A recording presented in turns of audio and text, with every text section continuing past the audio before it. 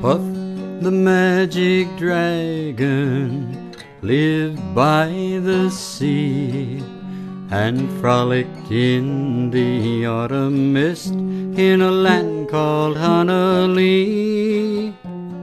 Little Jackie Paper loved that rascal Puff and brought him strings and sealing wax and other fancy stuff.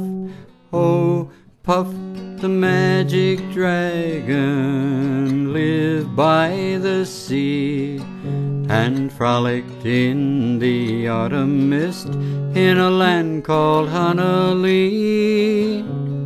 Puff the magic dragon lived by the sea and frolicked in the autumn mist in a land called Honolulu.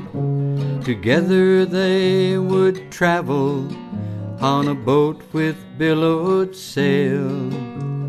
Jackie kept a lookout perched on Puff's gigantic tail.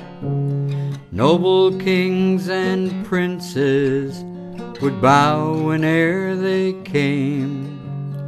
Pirate ships would lower their flags when Puff roared out his name. Oh, Puff the magic dragon lived by the sea and frolicked in the autumn mist